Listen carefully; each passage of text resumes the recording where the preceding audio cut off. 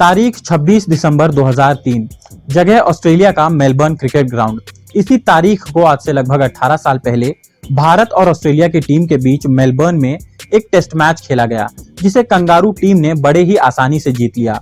लेकिन हार के बावजूद इस टेस्ट मैच से भारतीय फैंस की एक बेहद सुनहरी याद जुड़ी हुई है।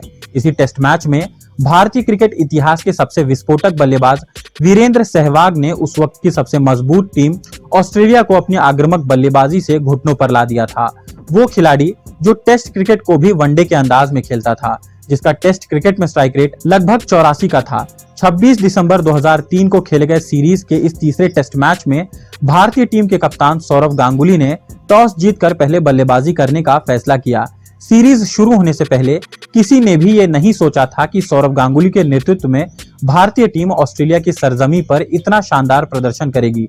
मेलबर्न में तीसरा टेस्ट मैच खेलने से पहले भारतीय टीम ब्रिस्बेन टेस्ट को ड्रॉ और एडिलेड टेस्ट में जीत दर्ज कर सीरीज में 1-0 की बढ़त बना चुकी थी। अब दबाव कंगारू टीम पर था। सीरीज में बने रहने के लिए उन्हें हर हाल में इस टेस्ट मैच को जीतना जरूरी था। एमसीजी की पिच बल्लेबाजी के लिए अच्छी मानी जा रही थी। ऐसे में भारत को पहले 2 टेस्ट मैचों में अच्छी शुरुआत दिलवाने वाले वीरेंद्र सहवाग और आकाश चोपड़ा की सलामी जोड़ी से एक बार फिर टीम को अच्छी शुरुआत देने की उम्मीद की जा रही थी। सहवाग ने मेलबर्न टेस्ट में अपने अंदाज को थोड़ा बदला। अपने बैटिंग पार्टनर आकाश चोपड़ा की तरह उन्होंने भी पहले मैदान पर अपनी निगाहें जमाने पर ध्यान दिया। पिच से थोड़ी बहुत मदद गेंदबाजों को भी मिल रही थी। शॉर्ट बॉल के खिलाफ कमजोर माने जाने वाले भारतीय बल्लेबाजों पर ब्रेट ली और नेथन ब्रैकन ने बाउंसर बरसाना शुरू किया। जब भारत का कुल स्कोर 6 रन था, तब ब्रेट ली की 144 किलोमीटर प्रति घंटे की रफ्तार वाली गेंद सहवाग के हेलमेट पर जा लगी। कुछ देर बाद नेथन ब्रैकन ने भी एक बाउंसर फेंका और इस बार बाउंसर का शिकार आकाश चोपड़ा हुए। फिर ब्रेट ली की एक गेंद पर सहवाग और आकाश चोपड़ा के बीच रन लेने को लेकर कंफ्यूजन हुआ और दोनों ही बल्लेबाज रन आउट होते होते बच गए। 19 रन के कुल स्कोर पर एक बार फिर ब्रेट ली ने सहवाग को अपनी तेज बाउंसर से घायल किया। ऑस्ट्रेलियाई गेंदबाजों के लाख कोशिश के बावजूद भारतीय सलामी बल्लेबाज वीरेंद्र सहवाग और आकाश चोपड़ा की जोड़ी मैदान पर डटी रही और पहले 20 ओवर में बिना कोई विकेट खोए उन्होंने स्कोरबोर्ड पर 42 रन जोड़ दिया। सहवाग ने इस दौरान अपने स्वभाव के विपरीत 59 गेंदों में मात्र 24 रन ही बनाया। सहवाग जैसे बल्लेबाज को ज्यादा देर तक खामोश रखना काफी मुश्किल था और जैसे ही स्टुअर्ट मैकगिल गेंदबाजी करने आए, वैसे ही सहवाग ने अपना गियर बदल दिया। सहवाग ने मैकगिल का स्वागत लॉन्ग ऑफ के ऊपर से छक्का जड़कर किया। सहवाग के शॉट को देखकर एमसीजी में मौजूद सभी दर्शकों ने खड़े होकर तालियां बजाई और ऑस्ट्रेलियाई टीम सिर्फ दर्शकों की भांति नजर आने लगी। इसके बाद सहवाग ने ब्रेट ली की गेंद पर पॉइंट के ऊपर से एक जोरदार चौका जड़कर अपना अर्धशतक पूरा किया। चौका जड़कर सहवाग ने दर्शा दिया था कि वो अब उसी अंदाज में खेलेंगे जिसके लिए वो जाने जाते हैं। दूसरे छोर पर चोपड़ा जब जमते हुए नजर आ रहे थे, तभी वो स्टुअर्ट मैकगिल की गेंद पर आउट हो गए और भारत को 141 रनों के स्कोर पर पहला झटका लग गया। लेकिन आकाश चोपड़ा का विकेट गिरने से सहवाग की बल्लेबाजी पर कोई असर नहीं पड़ा और वो अपनी ही धुन में रन बनाते रहे।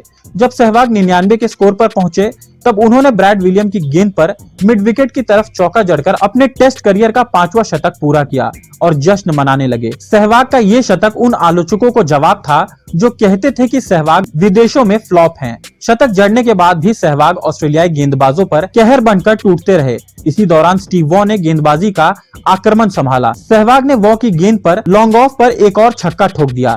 सहवाग के लिए अब एमसीजी की बाउंड्री छोटी हो चुकी थी। सहवाग ने अपना 50, 100 और 150 रन चौका लगाकर पूरा किया था। वो अक्सर कहते थे कि वो 0 पर हो या 99 पर, अगर गेंद उनके दायरे में होती है तो वो उसे बाउंड्री के बाहर भेजने से नहीं डरते हैं और उस दिन भी ठीक यही हुआ था। सहवाग जब 189 रनों पर बल्लेबाजी कर रहे थे, तो साइमन कैटिज ने उन्हें फुल टॉस गेंद फेंकी, जिसे सहवाग ने लॉन्ग ऑफ पर 6 रनों के लिए भेज दिया। इस छक्के के बाद सहवाग अब 195 रनों पर आ चुके थे और दोहरे शतक के लिए उन्हें सिर्फ 5 रनों की दरकार थी।